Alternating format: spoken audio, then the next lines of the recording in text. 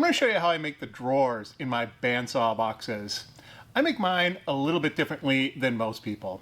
I do a lot of things differently than most people. So I like my drawers to have really fantastic looking drawer faces, but then I also want them to have really nice clean cut lines.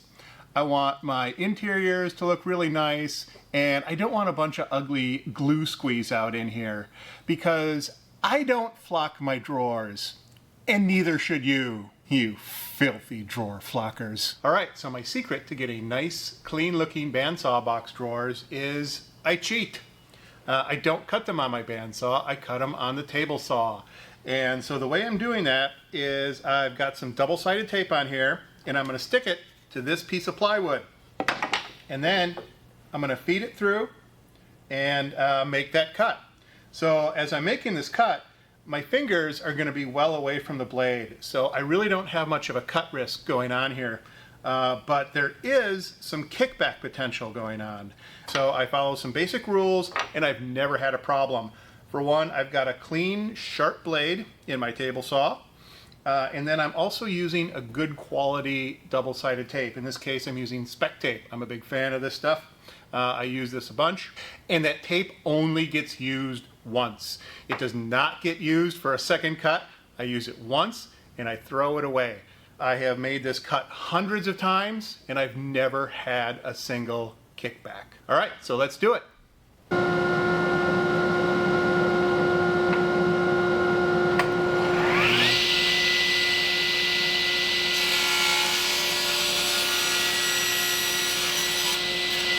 All right, so hopefully you can see how I got a nice clean cut on my drawer front here. These things can be a little tough to get off because this tape is so strong. So I sometimes use a little clamp here and just kind of pry it off and get it off just like that.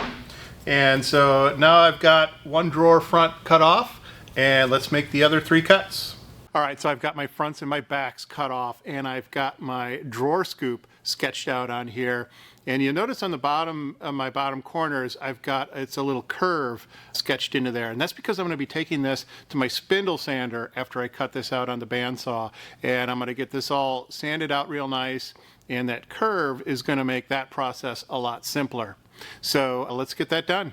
Okay, now I've got the insides all sanded real nice on here.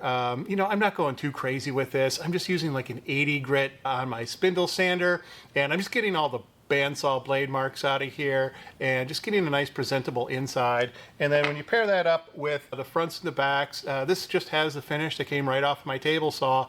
You know, it's just a fast and easy way of getting a reasonably presentable looking drawer with no drawer flocking. And so now I'm going to glue these things up. And so for that, I like to use epoxy. One of the big reasons I like to use epoxy is when I get a little bit of squeeze out with the epoxy, well, that just blends in with whatever oil finish I'm using.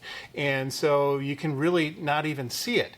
And whereas if I would have used wood glue, well, then those areas just look dry. The oil just doesn't touch it at all, and those parts really stand out. And so it just doesn't look very good. And so that's one of the reasons I like to use epoxy. And then I'm also going to use a little bit of CA glue. And so that's going to hold everything nice and in place for me. And it's also going to make it a little bit easier for me to just work both sides of the drawer and just get it all done at once. All right, so I've got some epoxy all mixed up here, and what I like to do is I just hit a little bit on these top portions and a little over here. Okay, and then I'm leaving a little space right in here, and that's where the CA glue is going to go. And so we're just hitting right into there. And then we're going to put a little CA glue right in here. You know, you could use CA glue on this whole thing. I just like the long-term strength of epoxy over CA glue myself. And so that's why I go through the trouble of doing this. And so, let me get this set on here. It's very windy outside right now, so here's some kind of weird stuff going on. That's what's going on there. And now I'm going to hit these sides with activator, and that is going to hold everything nice and in place for me. I'll even kind of come around to the insides there. And that's going to hold everything nice and in place while I do the rest. And then, yeah, it's going to allow me to flip it, and I can work on the other side. And so let's just get the rest of this done. Okay, so my epoxy is cured, and here is the final result. And this is really all I'm after. You know, I've got much cleaner glue lines here, and my interior looks really nice without a bunch of blade marks, and no glue squeeze out, and of course, no flocking. And so now it's time to put some drawer faces on these things, and after much deliberation, I am going to go with a piece of this. This is Schwarzia cubensis. Also known as Cadillacs. And so this part gets a little bit more involved, and so what I thought I might do with this is a little less talking and a little more action. So now enjoy some royalty-free music.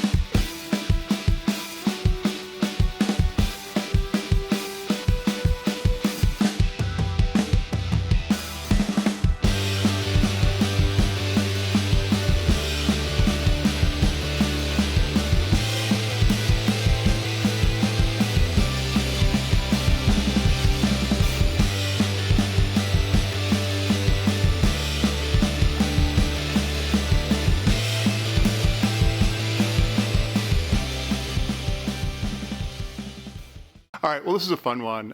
These Cadillacs drawer faces polished up just beautifully. I think you can even see a little reflection in there as I move it around.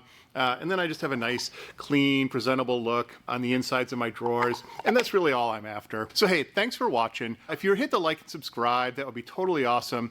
And if you're interested in making boxes like this your very own, I have a 90-minute video tutorial on how I make this exact box. It comes with 2 sets of templates. And for watchers of this channel, I have a 10% discount code. Just enter the word drawer at checkout to get your 10% off. And you can find all of that at jmawoodstudio.com.